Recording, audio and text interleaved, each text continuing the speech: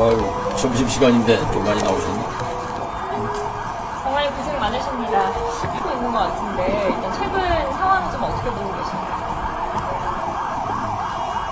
모든 것을 국익을 중심으로 판단해 주셨으면 합니다.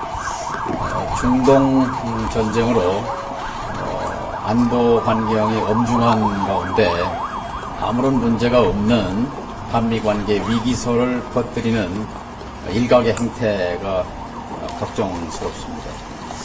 우리 언론에서도 잘 아시는 대로 이미 수십 차례 보도되고 공개된 공개 자료를 사용해서 정책을 설명한 것일 뿐입니다.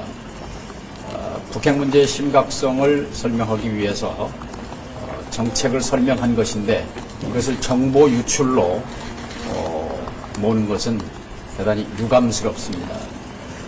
아시는 대로 2016년, 10년 전이죠.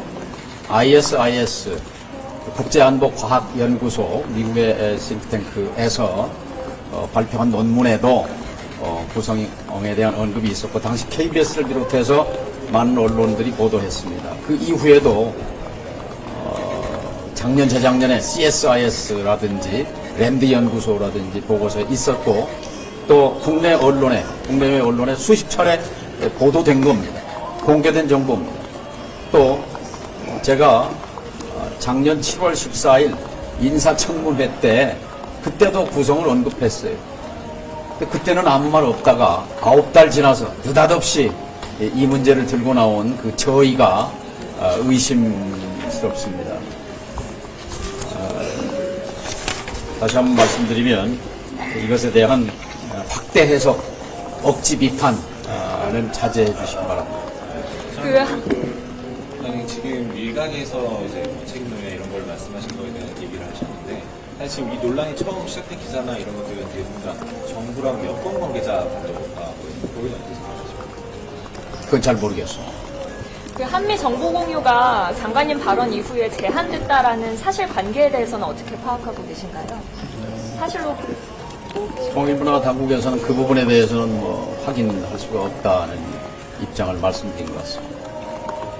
그 구성 발언이 말씀하신 그 보도대로 원인이라면 그 말씀하신 것처럼 공개된 정보인데 왜 미국이 문제 삼는다고 보시나요? 그걸 기자님이 취재 좀 해주시면 좋겠어요.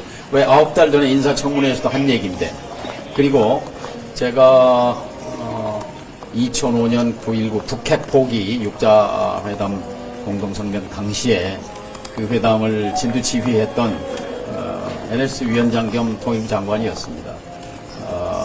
그 일에 국내외에 공개된 자료나 정보 북핵 관련해서 꼼꼼하게 다 챙겨서 이해하고 있었고 그런 연장에서 작년 인사청문회 때도 얘기를 했던 겁니다.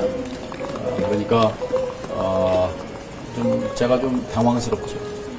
어쨌든 최근의 보도는 이제 장관님 발언 이후에 한미 정보 당국 간의 정보 공유가 대북 정보 공유가 좀 제한이 됐다. 그래서 일각에서는 누군가는 책임을 져야 한다라는 책임론도 제기되고 있는데 이 부분에 대해서는 좀 어떻게 보시나요?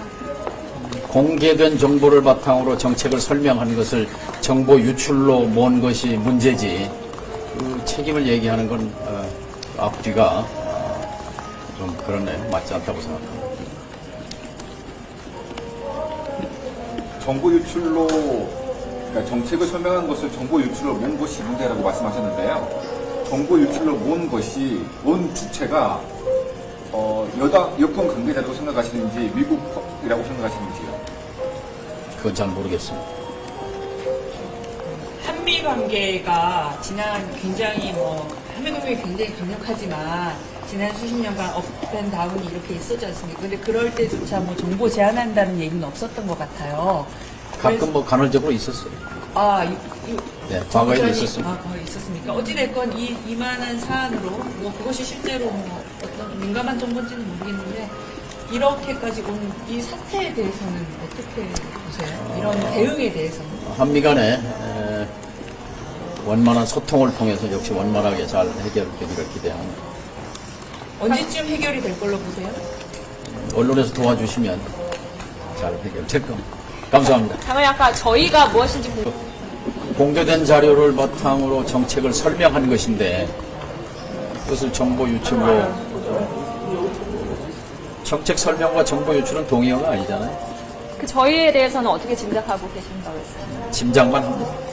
이 동맹파와 자주파의 갈등이다 이렇게 프레임으로 보고 계시는 분도 있는데 그렇게 생각하지는 않습니다.